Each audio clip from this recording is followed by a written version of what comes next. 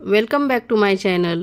आज मी इथे तुम्हाला साबुदाणा रिंग कसे करायचे ते दाखवणार आहे। आपण नेहमी साबुदाण्याचे पळी पापड, साबुदाणा बटाट्याचे पापड अशा वेगवेगळ्या पद्धतीचे पापड बनवत असतो, पण मी इथे मुलांना आवडतील असे तेच पापड खाऊन मुलांना कंटाळा येतो आणि आपल्यालाही थोडंसं चेंज पाहिजे असतं, हो की नाही।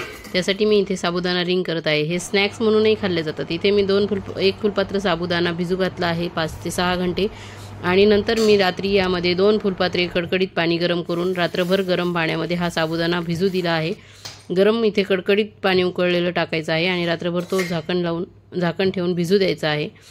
साबुदाणा चांगल्या पद्धतीने भिजल्यानंतर तो सकाळी छान फुलून येतो। बघा इथे दुसऱ्या दिवशी सकाळी मी तुम्हाला साबुदाणा कसा झाला आहे ते दाखवते।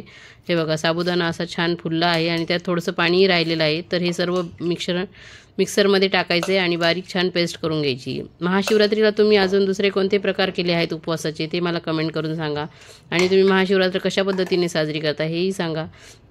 हे बघा इथे छान असं घट्ट असं बॅटर तयार झालेलं आहे। खूप पातळही नाही खूप घट्टही नाही, अशा पद्धतीने याची कन्सिस्टन्सी आहे। इथे मी आता हे दोन्ही बॅच मिक्सरच्या भांड्यामध्ये काढून घेतल्यानंतर मीठ ॲड करून घेत आहे। चवीप्रमाणे इथे मीठ ॲड करायचे आहे आणि हे व्यवस्थित मीठ यामध्ये मिक्स करून घ्यायचे आहे आणि आपण मेहंदीचा कोन करतो त्याप्रमाणे इथे कोन करून घ्यायचा आहे। आपल्याला एका पॉलिथिन बॅगमध्ये हे बॅटर टाकून तुम्ही इथे दुधाची बॅग किंवा तेलाची बॅगही वापरू शकता।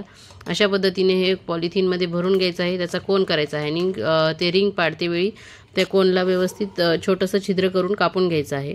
मी इथे पॉलिथिन शीटवर तुम्हाला दाखवते। अशा पद्धतीने साबुदाणा रिंग घालून घेतलेले आहेत। हे बघा कोन कसा दिसत आहे तुम्हाला आणि अशा पद्धतीने हे रिंग इथे घालून घ्यायचे आहेत।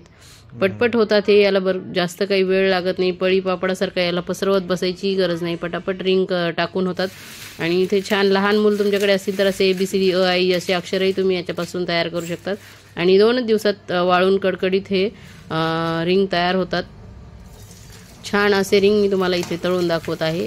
तेल तापत ठेवलेलं आहे आणि हे रिंग यामध्ये सोडून घ्यायचे आहेत। एकदम गरम तेलात छान फुलून येतात हे रिंग आणि खायलाही एकदम क्रिस्पी कुरकुरीत असे तयार होतात। हे रिंग तुम्ही सर्व करताना यावरती थोडंसं लाल तिखट, हिरवी मिरची, शेंगदाणे अशा पद्धतीने सर्व करू शकता। बघा किती छान कुरकुरीत झाले आहे आणि रेसिपी आवडल्यास लाईक